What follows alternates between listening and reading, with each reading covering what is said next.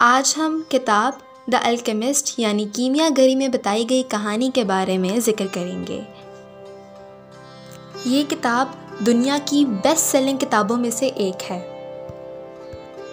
इस किताब में बयान की गई कहानी हमें एक बहुत अच्छी सीख देती है कि इंसान को कभी अपने ख्वाबों का पीछा छोड़ना नहीं चाहिए। हमें क्या पता कौन सा ख्वाब हमारे लिए किस वक्त अहम है और कौन सा नहीं। तो चलिए इस कहानी को शुरू करते हैं। मगर हाँ, अगर आपने अभी तक हमारे चैनल को सब्सक्राइब नहीं किया तो इसे सब्सक्राइब कर लें और बेल आइकन भी प्रेस कर दें ताकि आने वाली हर वीडियो आप तक बर वक्त पहुँच सके। कहानी ऐसे शुरू होती है कि स्पेन के एक इलाके एंडालूसिया में एक सैंटियागो नामी लड़का रहता था जिसे घूमने फिरने का बहुत शौक था। उसने अपने वालिद से ज़िद की और कहा कि उसे कुछ भेड़ बकरियां खरीद कर दे ताकि वो चरवाहा बनकर सारे मुख्तलिफ जगहों पर जा सके। उसके अब्बा ने उसे बकरियां खरीद दी। वो अपनी बकरियों को किसी दिन एक गांव और किसी दिन दूसरे गांव चराता। कुछ दिन पहले सैंटियागो तरीफा नामी गांव में एक लड़की से मिला था और अब वो चाहता था कि वो दोबारा उस गांव में जाए और उस लड़की से मिल सके। तरीफा के रास्ते में रात हो गई तो वो थक कर सीकामोर नामी पेड़ के नीचे सो गया जो कि चर्च के बिल्कुल पास था। इस रात इसने ख्वाब में देखा कि अहराम मिस्र के नीचे बहुत सारा ख़जाना रखा हुआ है और वो ख़जाना सैंटियागो को अपनी तरफ बुला रहा है। उसने अपने माथे से पसीना साफ़ किया और इसने इरादा किया कि वो इस ख्वाब की ताबीर जानकर ही रहेगा, क्योंकि ये ख्वाब उसे पहली बार नहीं आया था। ये ख्वाब उसे पहले भी आ चुका था। वो एक बूढ़ी औरत के पास जाता है और उसे अपना ख्वाब सुनाता है। वो कहती है कि मैं तुम्हें तुम्हारे ख्वाब की ताबीर बताऊंगी, मगर तुम्हें वादा करना होगा कि जो ख़जाना तुम्हें मिलेगा उसका 10वां हिस्सा तुम मुझे दोगे। सैंटियागो मान जाता है। उस औरत ने कहा कि तुम मिस्र की तरफ फ़ौरन निकल जाओ और अहराम मिस्र के नीचे जाकर खुदाई करो। वहाँ वाकई बहुत सारा ख़जाना रखा हुआ है। वो सोचता है कि बुढ़िया झूठ बोल रही है, क्योंकि ये सब तो वो पहले ही ख्वाब में देख चुका है। वो भेड़ बकरियों को चराने कुछ सामान लेने के लिए 7 गांव में जाता है और वहाँ उसकी मुलाकात एक बूढ़े आदमी से होती है। सैंटियागो काफ़ी देर तक उस बूढ़े से बातें करता रहता है कि एकदम वो बूढ़ा कहता है, मैं तुम्हें तुम्हारे ख़जाने का पता बताऊंगा। सैंटियागो को लगा कि इस बूढ़े इंसान को उस बुरी ख्वाबों की ताबीर बताने वाली औरत ने भेजा होगा, मगर वो बूढ़ा इंसान कहता है कि उसे तो किसी बूढ़ी औरत का पता ही नहीं और ज़मीन पर सैंटियागो के माँ बाप का नाम भी लिखता है और उसके कुछ ऐसे राज भी जिन्हें सैंटियागो ने कभी किसी को नहीं बताया होता। वो सैंटियागो से कहता है कि मैं तुम्हें एक शर्त पर इस ख़जाने का पता बताऊंगा, अगर तुम मुझे अपनी भेड़ों का 10वां हिस्सा दो। इस पर सैंटियागो ने कहा कि मैं आपको अपने ख़जाने का 10वां हिस्सा दे दूंगा। बूढ़ा शख्स बोला कि जो चीज़ तुम्हारे पास अभी है ही नहीं, मैं उसका यकीन कैसे कर लूँ। सैंटियागो अपनी बकरियों का 10वां हिस्सा उस बूढ़े को दे देता है और बाकी बकरियां बेचकर कुछ पैसे इकट्ठे करता है। वो बूढ़ा आदमी सैंटियागो को रास्ते और ख़जाने से मुतल्लिक हदायत देता और उसे 2 पत्थर भी देता है।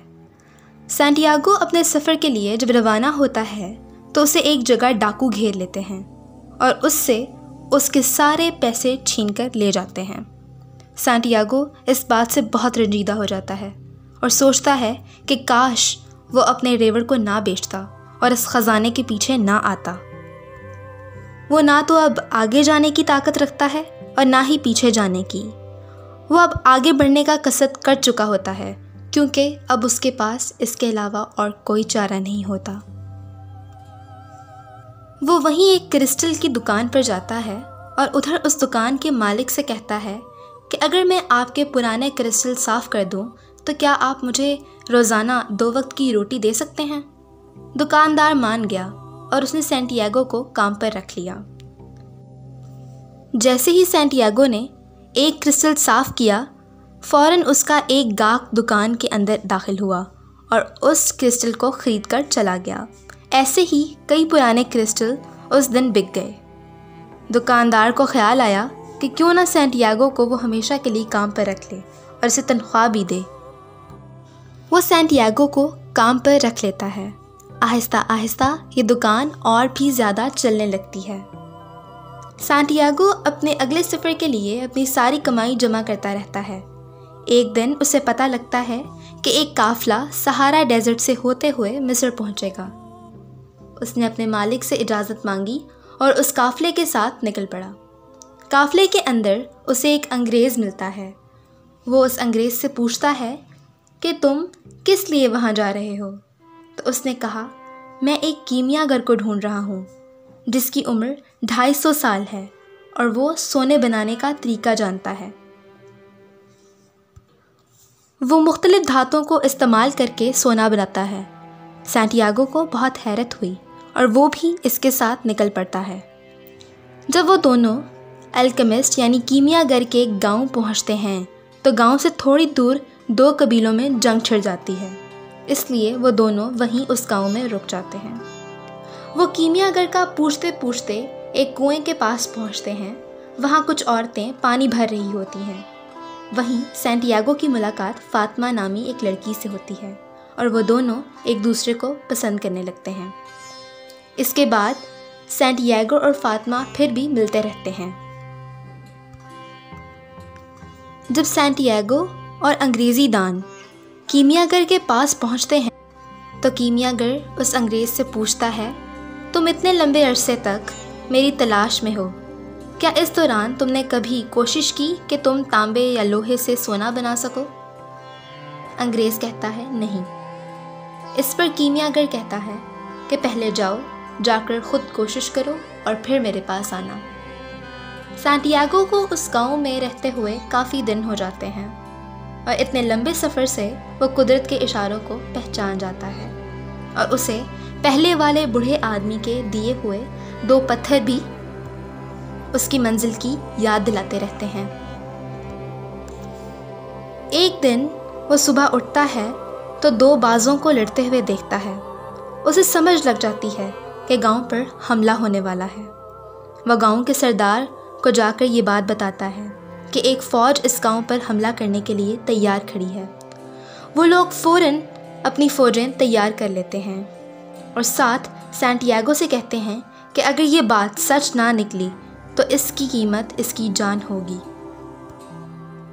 इस दिलचस्प कहानी को सुनते सुनते मेरी नाजरीन से गुजारिश है कि अगर आपने अभी तक हमारे चैनल को सब्सक्राइब नहीं किया तो इसे सब्सक्राइब कर लें और बेल आइकन भी प्रेस कर दें ताकि आने वाली हर वीडियो आप तक बर वक्त पहुँच सके। उससे अगले दिन वाकई ही एक फ़ौज हमला कर देती है। मौके की तैयारी की वजह से गांव वाले जंग जीत जाते हैं। गांव का सरदार सैंटियागो से बहुत मुतासिर होता है और उसे सोने के सिक्के इनाम में देता है और साथ ही अपने गांव में काउंसलर बना देता है।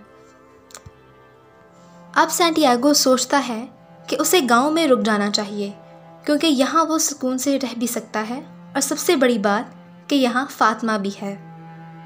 अगले दिन वो जब फातिमा से बात करता है और उसे अपने ख्यालात से आगाह करता है तो फातिमा कहती है कि मैं एक सहराई औरत हूँ, हमें इंतज़ार करने की आदत होती है, तुम जाओ और जाकर अपना मकसद पूरा करो और मेरी फ़िक्र ना करना। उसी रात सैंटियागो कीमियागर से मिलता है और उसे सारी बात बताता है। कीमियागर उसे समझाता है और सैंटियागो से कहता है कि जितना हो सकेगा मैं तुम्हारी मदद करूँगा। जब वो दोनों सफ़र पर निकलते हैं तो एक कबीले के लोग इनको जासूस समझकर गिरफ्तार कर लेते हैं। कीमियागर उन्हें बताता है कि वो यहाँ शिकार के लिए आए हुए हैं, मगर कबीले वाले ये बात नहीं मानते और सैंटियागो से उसके सोने के सिक्के छीन लेते हैं। अचानक कीमियागर उस कबीले के सरदार से कहता है कि ये लड़का जादूगर है, ये अपने आप को हवा में बदल सकता है और ये हवा इतनी तेज़ हो सकती है कि तुम्हारे कबीले को उड़ा ले जा सकती है। ये सुनकर सरदार खूब हंसता है और कहता है, अगर इसने अपने आप को हवा में ना बदला तो तुम दोनों की जान ले लूँगा। सैंटियागो को कीमियागर पर बहुत गुस्सा चढ़ता है और वो कहता है कि आपने मुझे किस मुश्किल में डाल दिया है। अगर मैं ये ना कर सका तो हम दोनों जान से हाथ धो बैठेंगे। इस पर कीमियागर कहता है कि अगर मैं ये ना बोलता तो अब तक हम मर चुके होते, मगर अब हमारे पास एक मौका है अपनी ज़िंदगियां बचाने का। इस बात को समझो और कुदरत के साथ हम आहंग होने की कोशिश करो। तीसरे दिन सैंटियागो सहरा में रेत के सबसे ऊंचे टीले पर जाकर सूरज के बिल्कुल सामने खड़ा हो जाता है और अपने आप को कायनात के साथ हम आहंग करने की कोशिश करता है और आखिरकार वो एक तूफ़ान लाने में कामयाब हो जाता है, जिससे डरकर कबीले के लोग इनको छोड़ देते हैं। इसके बाद वो अपना सफ़र दोबारा से जारी करते हैं। थोड़ा आगे ही वो दोनों एक मोंग की झोंपड़ी की तरफ जाते हैं। वहाँ कीमियागर एक धात को सोने में तब्दील करता है और उसे 4 हिस्सों में बांटता है। एक हिस्सा वो खुद रखता है, एक सैंटियागो को देता है और एक मोंग को देता है, और चौथे हिस्से को वो मोंग के पास इमानत रखवा देता है कि जब सैंटियागो अपने काम से वापस आएगा तो वो उसे इसको दे देगा। कीमियागर अपने रास्ते निकल जाता है और सैंटियागो एहराम मिस्र की तरफ निकल जाता है। जब वो वहाँ पहुँचता है तो वहाँ खुदाई शुरू कर देता है। वहाँ चोर आते हैं और सैंटियागो से उसका सोने का टुकड़ा छीन लेते हैं और उसे मारते हैं, पीटते हैं और कहते हैं कि बताओ बाकी सोना कहाँ है, क्या खोद रहे हो।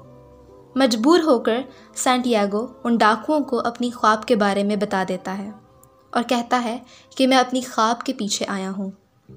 चोरों का सरदार सुनकर कहता है कि ऐसा ही ख्वाब मुझे भी आया था, जिसमें मैंने देखा था कि स्पेन में तरीफा नामी एक गांव है जहां एक टूटे हुए चर्च के पास सीका मोड़ नामी दरख्त है जिसके नीचे खजाना दबा हुआ है। मगर मैं तो कभी अपने ख्वाब के पीछे ख्वामखा नहीं गया। भला इस तरह अपने ख्वाबों के पीछे कौन जाता है, कोई पागल ही होगा।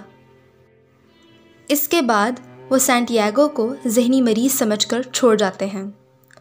सैंटियागो खूब हंसता है और उसे अब समझ लग जाती है कि ख़जाना वहाँ उस पेड़ के नीचे है जहाँ उसने वो ख्वाब देखा था, क्योंकि उस ख्वाब में एहराम मिस्र से मुराद वो सीका मोड़ का दरख्त था जो पहले मिस्र में उगा था और फिर बाकी दुनिया में। अब वो वापस जाता है और सीका मोड़ दरख्त के नीचे खुदाई करके अपना सोना निकाल लेता है और अपने ख्वाबों को पूरा करके वो वापस फातिमा के पास चला जाता है। अगर आपको ये कहानी अच्छी लगी तो हमारे चैनल को सब्सक्राइब करें, वीडियो को लाइक करें और कमेंट्स में अपनी राय का इजहार करें। शुक्रिया।